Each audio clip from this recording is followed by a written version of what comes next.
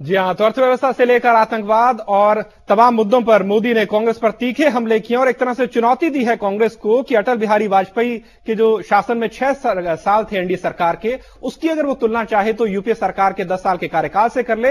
हर स्तर पर, हर पैमाने पर बीजेपी बेहतर रही है। बहरहाल मोदी के आज के इस भाषण पर और जो तमाम उन्होंने संकेत दिए उस पर बातचीत करने के लिए हमारे साथ तमाम खास मेहमान मौजूद हैं।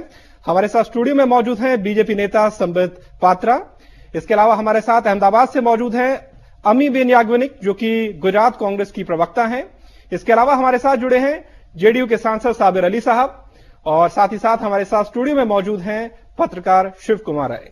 सबसे पहले संबित साहब, मैं आपसे जानना चाहूंगा, इस पूरे भाषण में अगर किसी एक बात पर लोगों को सबसे ज्यादा एतराज हो रहा है तो यही बात पर कि जब उन्होंने मुस्लिम तुष्टीकरण की बात की तो सीधे तौर पर कुछ ना कहकर यह कहा कि कांग्रेस चुनावों के समय एक बार फिर से धर्मनिरपेक्षता का बुर्का ओढ़ लेती है। और इससे पहले जब उनसे रॉयटर के इंटरव्यू में पूछा गया था कि क्या उन्हें अफसोस है मुसलमानों के मारे जाने का गुजरात दंगों में, तब उन्होंने जो एग्जाम्पल दिया था पपी का, उस पर भी लोगों को एतराज था। क्या माना जाए कि दोनों बयान जो उनके हैं 3 दिन पहले वाला और आज वाला, क्या ये सिर्फ इत्तेफाक थे? देखिए, सबसे महत्वपूर्ण विषय है, जिस विषय में आज नरेंद्र मोदी जी ने बिल्कुल सटीक रूप से, स्पष्ट रूप से इंगित किया है कि जो धर्मनिरपेक्षता का छद्म वेश धारण करके कांग्रेस इस देश में जिस प्रकार का राज फैला रही है, और जब भी कोई बहुत महत्वपूर्ण विषय आता है जिस प्रकार का ये आवरण ढक के कांग्रेस छुपने का प्रयास करती है, आज हिंदुस्तान की जनता ये जान चुकी है।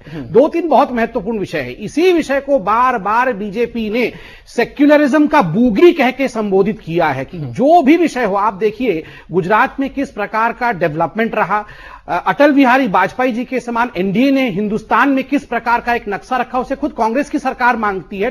थोड़े नहीं, उसमें साहब आपको यहां रोकना चाहूंगा। आपने कहा कि वो कांग्रेस का जो सो कॉल्ड धर्मनिरपेक्ष चेहरा है उसे कहीं ना कहीं बेनकाब कर रहे थे, लेकिन सवाल यह है, अंग्रेजी में जैसे कहते हैं कि लुक हु इज टॉकिंग। जिस शख्स के ऊपर इतने सारे खुद सांप्रदायिकता के इल्जाम है, जब भी गुजरात दंगों की बात चलती है तो कुछ बोलते नहीं है, वो धर्मनिरपेक्षता के मामले पर कांग्रेस को कैसे लताड़ सकते हैं? नहीं, पहले विषय तो जो ठीक स्पष्ट होना चाहिए कि सेक्युलरिज्म अर्थात धर्मनिरपेक्षता की जो हमारी डेफिनेशन है वो क्या है। परिभाषा मोदी जी ने स्पष्ट किया है और भारतीय जनता पार्टी के लिए डेफिनेशन है इंडिया फर्स्ट। वही सेक्युलरिज्म जिसमें जस्टिस फॉर ऑल, सबके लिए न्याय हो, तुष्टीकरण किसी के लिए ना हो, अपीजमेंट किसी का ना हो, सभी समान हो, तभी वह सेक्युलरिज्म कहलाएगा। अब देखिए, आज के ही अखबारों को उठा के देखिए, कांग्रेस की तथाकथित धर्मनिरपेक्ष छवि है उसके कारण हिंदुस्तान को कितना बड़ा झटका लगा है, मैं आज के अखबारों से बताता हूं। आपने सीबीआई और आईबी को इस कदर भिड़ा दिया है इस धर्मनिरपेक्षता के नाम पे कि एमएचए के ऑफिसर का आज कहना है कि जबरदस्ती मुझसे हस्ताक्षर लिया गया ताकि सीबीआई के अफसर को छोटा दिखाया जा सके। देश के तंत्र को तोड़ने का प्रयास है ये धर्मनिरपेक्षता के नाम पर। माफ कीजिए, आपको मैं बीच में इसलिए रोक रहा हूं, ये तमाम बातें अपनी जगह, ये एक बहस का विषय हो सकता है, लेकिन सवाल यह है कि एक शख्स जिससे जब भी गुजरात दंगों की बात की जाती है तो जवाब नहीं देता, सीधे सीधे कुछ नहीं बोलता।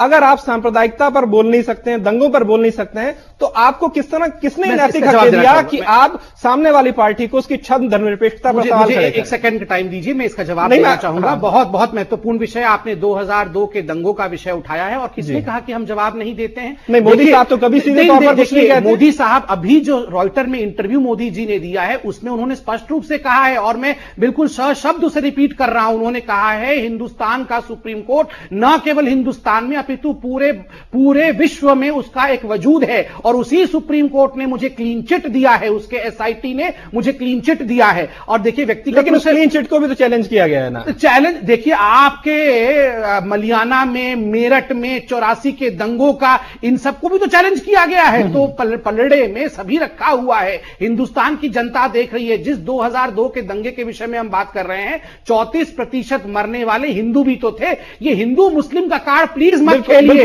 दंगे में मरने वाले लोग बिल्कुल नहीं खेलना चाहिए थे, और इस प्रकार का जो हम एक सेक्युलरिज्म के नाम पे बूगी खेल रही है, ठीक? बिल्कुल। हमारे साथ साबिर अली साहब हैं। साबिर अली साहब, जो सवाल आज खड़ा हो रहा है मोदी के स्टेटमेंट पर, जिसपे उन्होंने कहा है कि कांग्रेस पार्टी जब भी चुनाव होते हैं तो धर्मनिरपेक्षता का बुर्का ओढ़ लेती है।